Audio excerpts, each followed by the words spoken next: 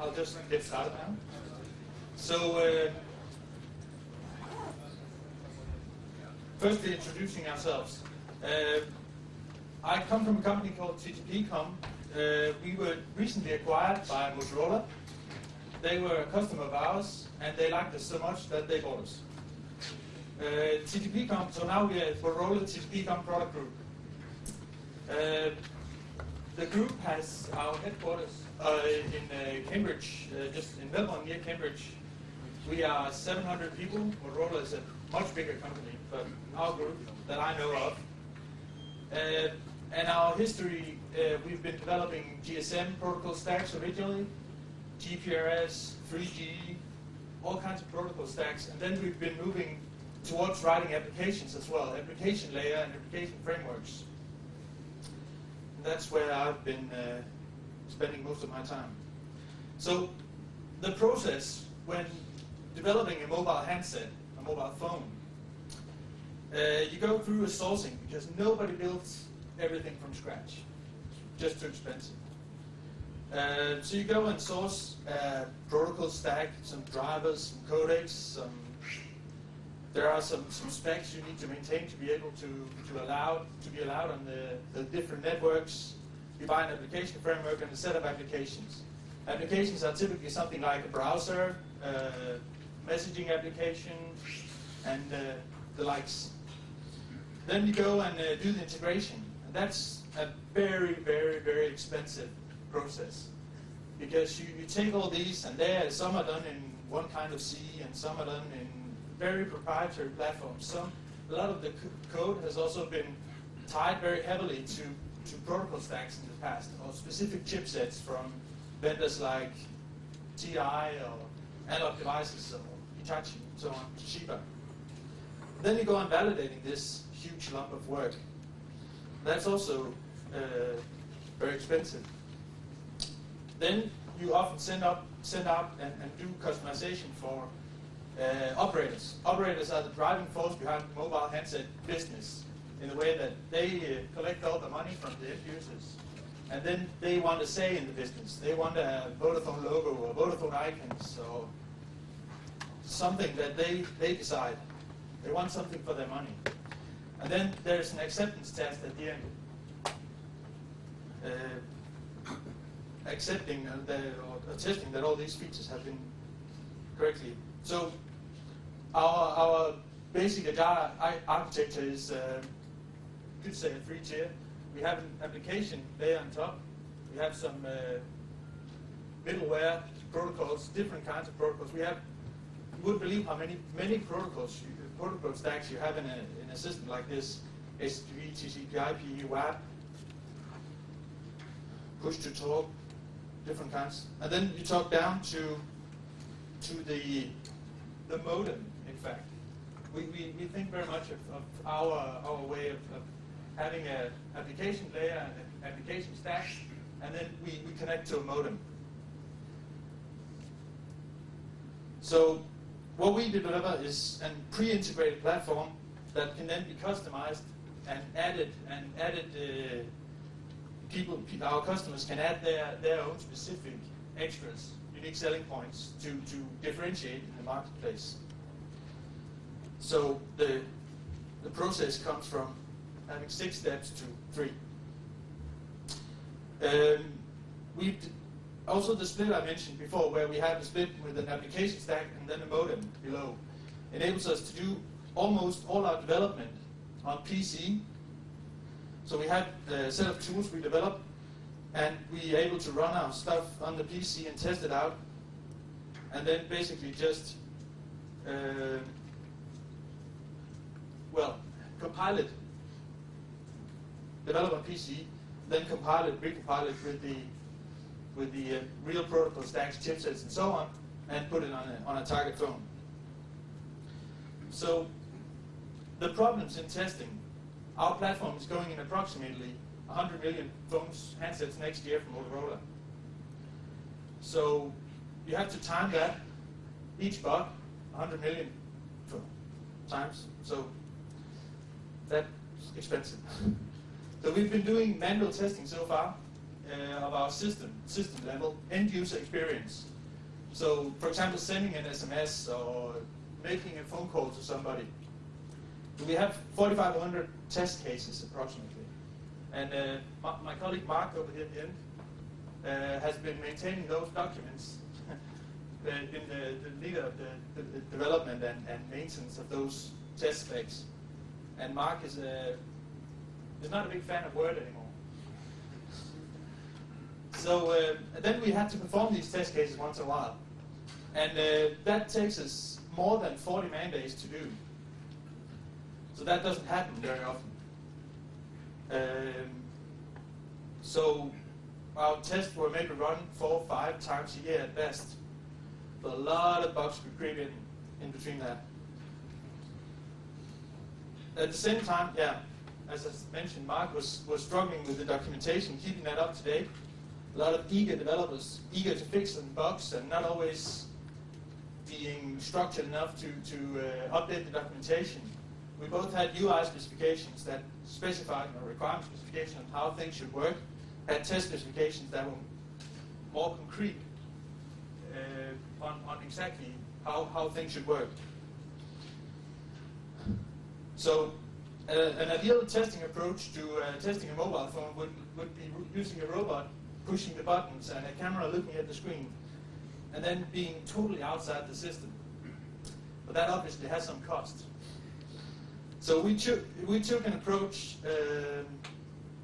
Another side of the problem is that we want to add these automated tests to, well, a legacy system. There's a couple of million lines of code. We don't want to change the existing design too much, because then we introduce errors, bugs, changes. And we would like to sort of get rid or integrate the UI specs, the test specs, at best in executable specifications, and allow us to be able to test on PCs and evaluation boards from different manufacturers of chipsets and on real handsets. So the testing would be cheaper and more frequent. That's where fitness comes in the picture. As Rick demonstrated and talked about yesterday, Fitnesse is a software development collaboration tool. This is from the Fitnesse webpage description. So where you can communicate about software, communicate about how something should work, how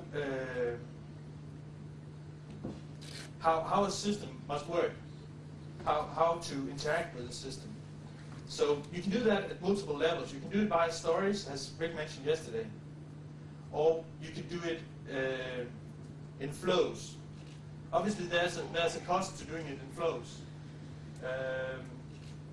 because you need to maintain them and keep them up to date and so on. But that's part of what we need to test. So the story about Fit, got that yesterday from Rick. Specifications, executable specifications being glued to some target system. So our approach is a virtual black box system test.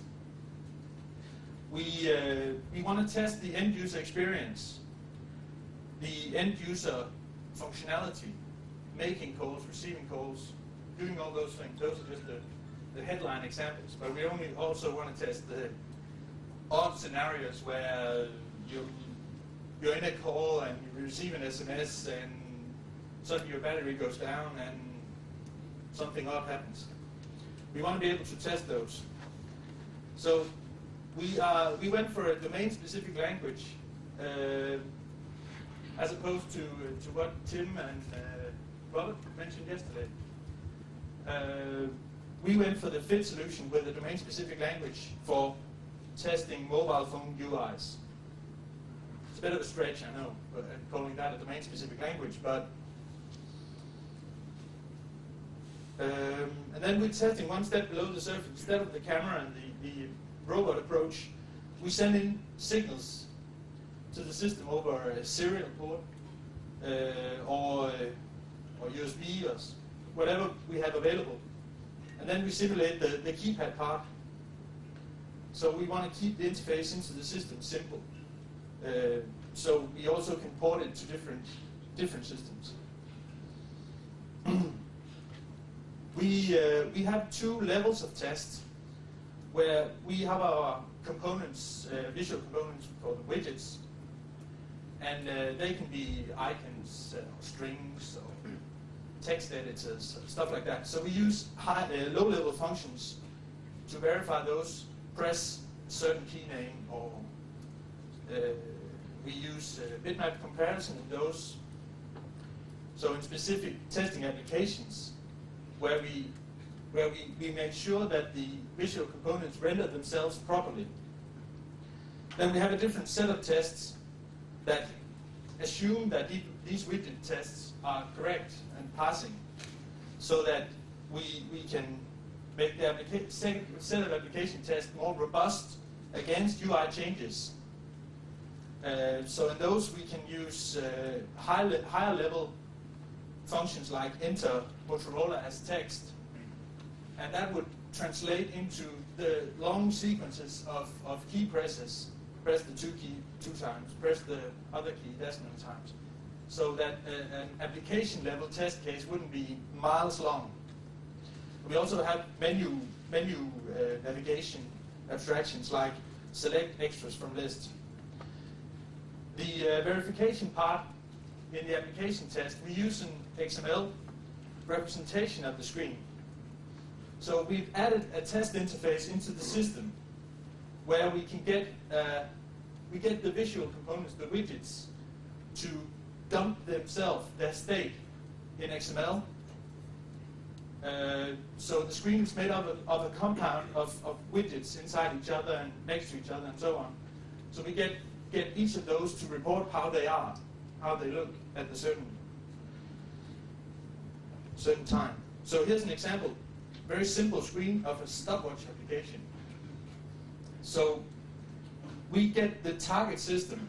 The target may be a PC simulation. It might also be a physical phone or an evaluation board, like the one we've set up over here. I'll mention that later. And we send in a signal asking for a representation of the screen. And then this is what we get back. All those DZC, DZA is our naming conventions for different classes, that widget classes basically. Our IDs are resource IDs because it's a resource-based system, so we can configure these widgets with separate resources outside the code. And then we get this dump representing this screen. Then what we do is do XPath queries into this. So a test case for this one could read like, first of all, navigate to the stopwatch page, then verify that it says 00:00:00.00. Then you could think of a test case where you would press the soft key, the left soft key 1 we call it, where you would press that and then verify that the start has been replaced with stop, for example, or lab or something like that. So we built out a domain-specific language. And this vocabulary consists of two parts, the stimuli and the checks. So as I mentioned, we have the key presses. Most of the time we just have short key presses. We need long key presses in some occurrences. Sometimes we need to be able to hold one, press another one, hold a third one, and to test those scenarios. If somebody chooses, one of our customers chooses to make a UI that does that, we need that. Then we have the high-level text and number entry functions. We have scrolling functions. And then we also can operate on the file system of the target. We can upload files, download files, compare files, delete files, and so on. We can stimulate external entities like an SMS or MMS gateway, where we control that one and have that one send in an SMS or MMS to our test system. We can do power control of the boards. We can turn it on, we can turn it off. We can verify if it has died. And we have different sets of functions. And then we have all this vocabulary of test check functions that can either verify a certain text or graphic or a property or something, but mostly something that's visually represented.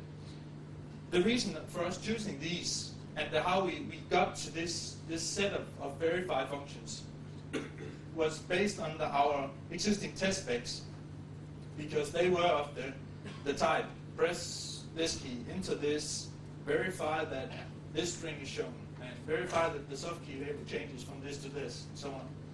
So we wanted to basically keep our current testing level, not change that, so we could make the transition gradually from manual testing to automated testing, and then later on we can inject test interfaces whenever we can afford it and have the time and so on, other places in the system below the UI. So, this is a screen capture of a simple test.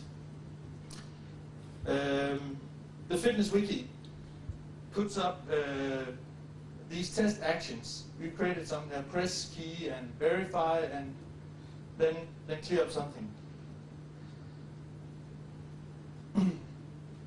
So you would go and press this one. Our PC simulation would start up. It would go to the idle screen. It would enter these things, and then you could see the tests being performed and things going green whenever things were correct.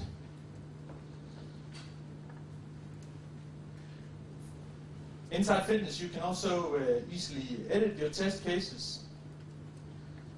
Going in, the editor here could introduce an error or make sure that a test is failing. Rerun the same test.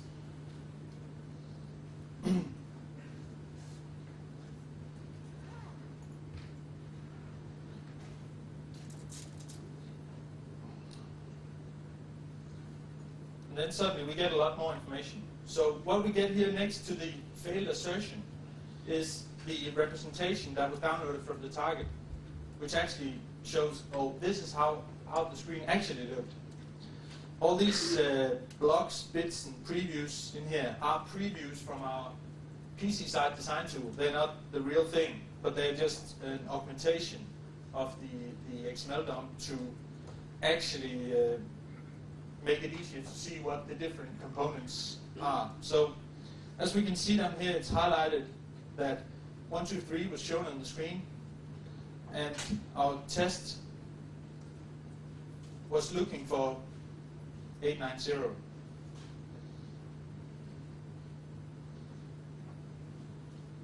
No, nothing else. Okay. So, as I mentioned, we have different test equipment hooked up to this. We have some reference handsets we trust, and we control those via an AT command interface on the data cable, and we can have them call into our system or receive calls from our system.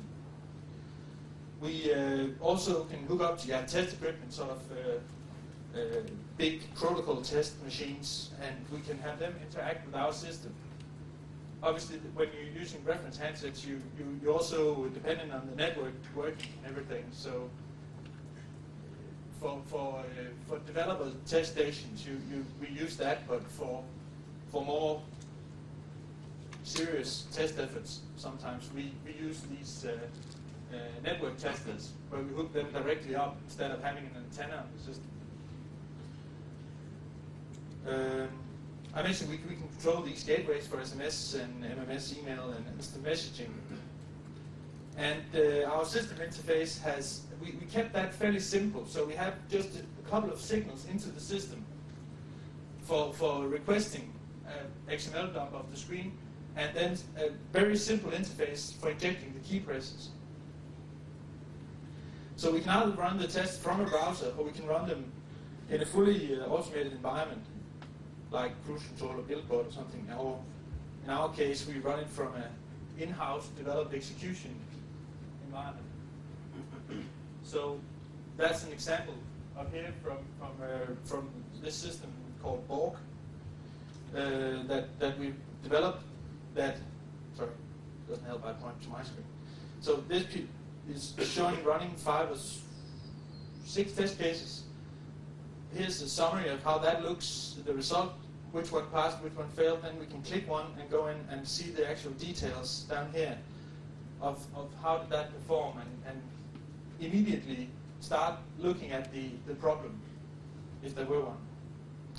So that brings me to the types of tests we run. Obviously, we run production tests, product tests, where we test the functionality of the system. So a development team will then say, oh, we've done this thing, and the previous speaker mentioned developers can't always be trusted. So we try and run some tests on what they've done. And then when that set of tests passes, then we also have this as a regression test suite and run that as regression in release cycles. But a major, which more or less came as a bit of a surprise to us, a big advantage was the bug-driven tests. We have a load of bugs reported on our system that we're going to work on and fix. We continuously find bugs. For each of them, we're then writing a simple test case that provokes the bug, and thereby also verifies that the bug is gone when it's been fixed, maybe in a combination with other added test cases. But these added test cases then also automatically increases our test coverage. Tests have a weird tendency, bugs have a weird tendency of showing up again and again. So by having the actual bugs driving the test coverage helps us find bugs immediately again. We can also use this for must-run test suites that must be tested or are run every night. We use it for build verification tests before any builder or developers can send the build to anybody. He must run a certain subset of tests. And we can test both on our mainline, our release branches, and our development branches. So we've extended the fitness system with a few modules. We've integrated with our version control system. We use Perforce, so that a developer can work within the fitness wiki. A developer or tester can work within the fitness wiki and just add tests without having to think about version control. He then gets to version control later on when he's ready to check in his tests. That's very useful. Then we can export these test cases as PDFs. In case we need somebody external or basically need to document how something is tested. So the PDF up there is a version of the same test that we could actually give to a manual tester, and he could then go and perform this test case if need be. We've integrated with our execution manager and our in-house results database, so that every test run is recorded in this database, and we can then do statistics and find out how a test case is doing over time. So what have we found? That having this helps communication between testers and developers and managers. So we have managers that use this as a contract between them and their developers. What are you going to work on the next week? Are you going to fulfill these 4 test cases? And then they go do that. And everybody's very happy about how concrete that is. We found that it has an extremely low learning curve. I recently took on a new set of testers, experienced testers, but had no experience with our system. And within a day and a half, they were writing test cases in this system very, very fast. So it also proves that when a feature is done, it also makes our test specs basic. I didn't do anything. No. It also makes our test bed being the scripts, and they're easy. They're easy to write, they're easy to edit, they're easy to maintain. So what we're doing. Oh, sorry. Thank you. You turned your back. So what we're continuously doing is refactoring these tests. Obviously, flow tests have a tendency of growing very long when you have to do something complicated. And there's a lot of repetition in there. So what we do is create common steps, as we call them, basically parts that happen all the time. So creating a contact in the phone book. So we're creating a higher level language inside the test cases. So we're extracting that bit and then including that in all the test cases that need to use it. So we're doing that continuously.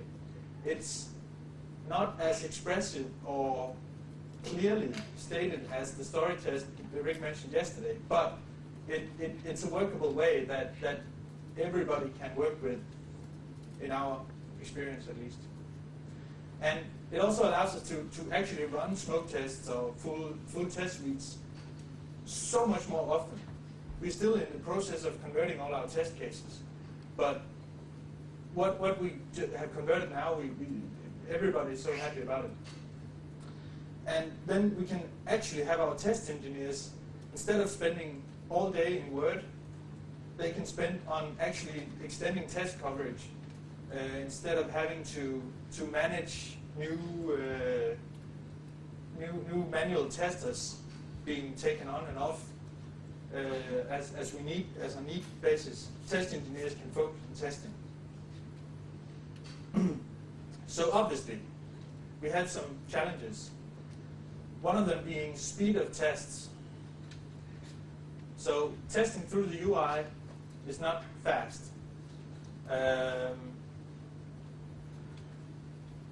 One of our things, our issues, is also that a phone is not a fast system to use.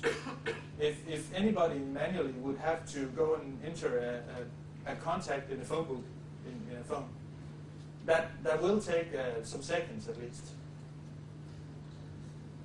Then we've had some timing issues where sequences of things happen in the phone. For example, during an incoming call, we have animations, different notifications coming up if you have call diverted and stuff like that.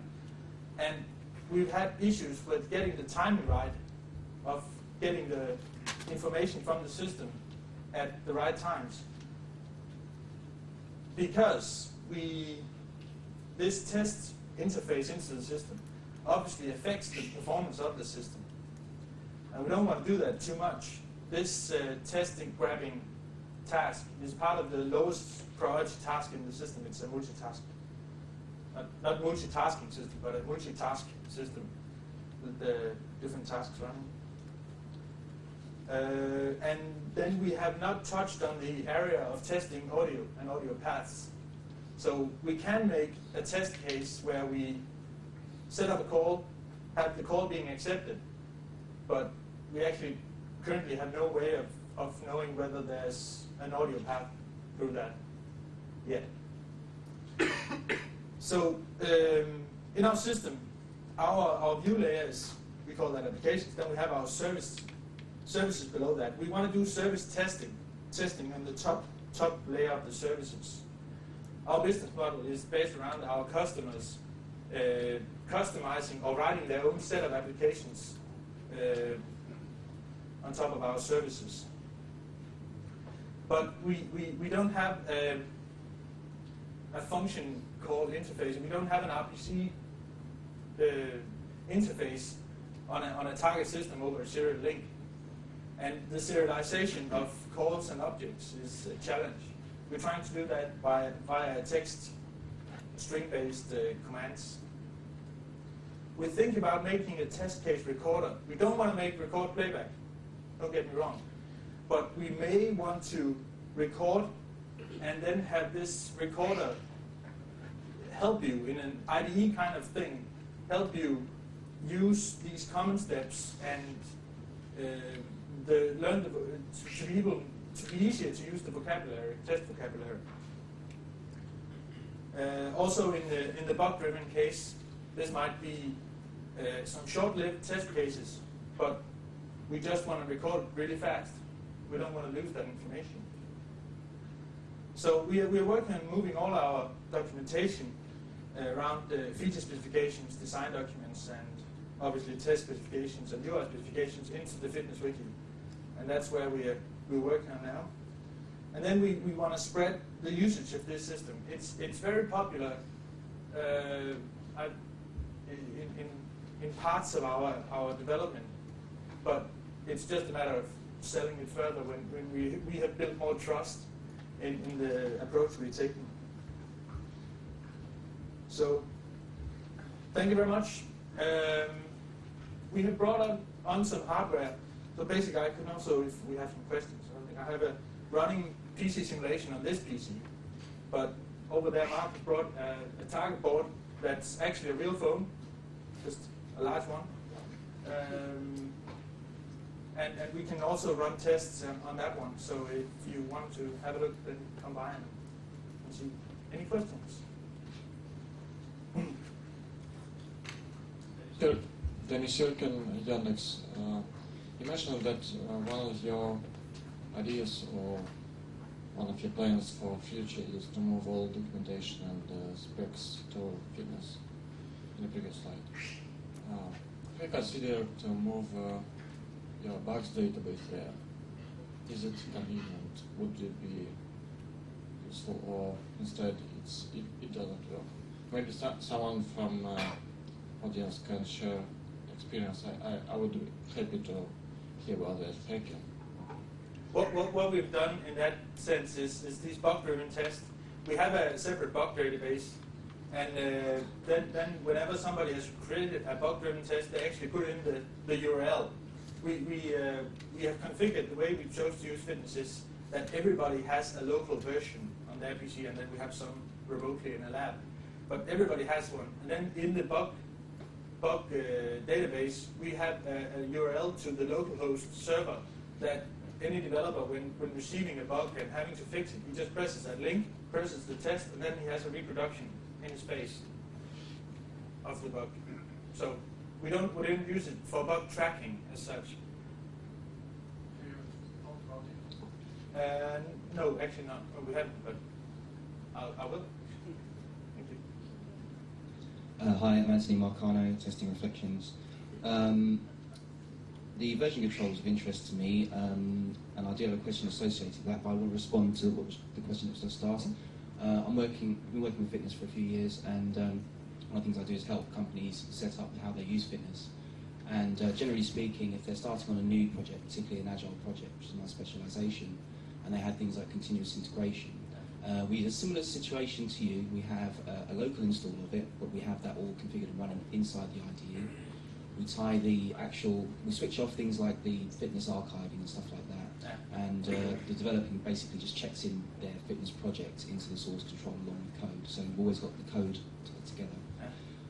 But one of the key things is that we still haven't, in 6 months of this project and several iterations and various releases, we still haven't got a bug tracking system, principally because we don't need one. Because as we find a bug, we don't bother logging it in a bug tracking system. We just write the test for it, check that in, and our cruise control build basically grabs the latest version and dumps that onto a server snapshot of the current version of the acceptance test and the code. I'm jealous. Well, if you want help with that, I'll give you my card later. But that was the response. So it can be done, and in my opinion, I think if you are able to have an up-to-date instance where you can use symbolic linking in Fitness to separate the two, it's worth trying to get rid of your bug tracking system. But I wanted to ask you, how do you keep the version of your acceptance tests and the code in sync with each other? Okay, we do that by keeping them in the same repository, in the same branch. So whenever we branch off for a release, preparing for a release, we branch off both the tests and the code. So as you then find some bugs and fix some bugs on the release branch, we add test cases and then reverse integrate them back onto our mainline. Okay, so hi Alex here. I've got a couple of things. One of them was, in your experience of using Fitnesse and maybe new mobile devices that have slightly different menu structures or whatever, do you find it's quite difficult to refactor the test cases for those devices? And then as a sort of second question, the Fitnesse is quite good for testing functional stuff, like when you click this, does it happen? But I've seen some phones from different companies that you can press a button and it can literally take a couple of seconds before something comes up, and it strikes me that this test harness isn't able to test for that scenario. Do you have any ideas about how to solve that? Yes. Last one first. Some things do take a while. Yeah, many things in a phone takes a while actually. But we built that into our system so that we have some built-in retry mechanism on the test functions, but only to a certain limit. So sometimes we have sleep functions. I hate that. But we also build some functions where we can say, look for this string, retry 10 times, 3 seconds apart. So it should come within the 30 seconds. It's not a pretty solution, but it's pretty functional. I don't. Do you agree? What was the first one? The first question was, is it easy to, how do you deal with refactoring the test cases in Yeah. So far we've tried to make them as robust as we could by using these select from list abstractions, where it basically doesn't care where in the list it is. We have also been lucky enough, because we're working on a reference UI, so we haven't made any different versions. We have some quite extensive themes, skins for our phones, and we have been able to reuse the test cases across those, but generally it hasn't been a big issue with the refactoring. Hi, I'm Thiago. I worked for Motorola before joining Google, and they have their own test automation framework which has we use similar concepts from what you described here. I think the major difference would be that they don't, from what I understand of your solution, you have hardware integration. So you put the device in a box and use that to read the screen and stimulate the device. Is that right? No, we don't use, we use signals on a serial cable basically to ask for the current representation of the screen. My question would be, as you are writing the operating system, the applications that go on the device, you have to build hooks inside of your applications and system to take that information back to the client, back to whoever is asking. That's a good point. We don't need to do that because we build it into our widget set. So our widget set that is used in all of the applications have the dumping mechanism built into them, so that all the applications we add on, they don't have anything. It's just the widgets that have that, and we rely on that. But I'll look into that system here. Hi, over here. James Pearce from Argo Group. Is there any possibility in the future that handset manufacturers like yourselves will make these kind of technologies, frameworks, techniques available to the broader, let's say, content providing community, so that they can start using real handsets for testing the quality of those services? You know, actually automating the handset to do their testing. That could be possible. Obviously, the handset manufacturers would need to see the value. I do. I see the value, but you have to convince everybody above me. But I could see the idea that some have done part of that through extended AT commands over serial link, so you can control you can send in key presses to scroll in the menus and so on, but not the higher level ones. I was curious as to how much effort went into the development of this system and how much it takes to maintain it. So it's still being developed.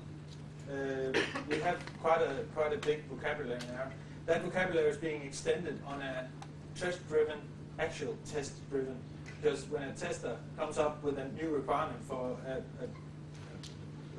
vocabulary or dictionary function, he then writes the test for it, and then I get that, and then I implement that test function. Me and my team now. I think we put 6-7 man-months into developing the system, building on top of Fitnesse. Basically writing a fixture, do fixture subclass that via Python talks to our target system. And maintaining it is the test system. Is a minor thing. We're only building on it. We're not spending much effort in maintaining it. But the test cases, obviously, there's a lot more maintenance on that. But so far, we haven't had that as a burden.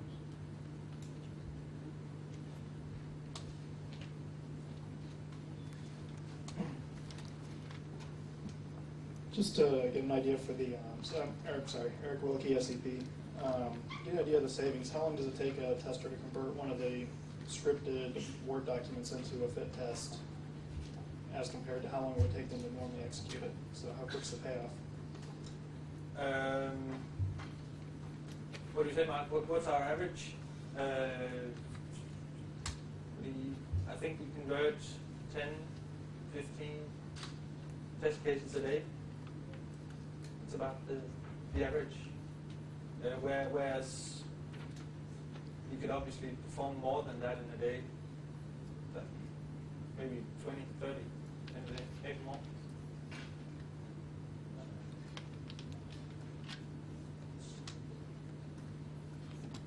Anything else?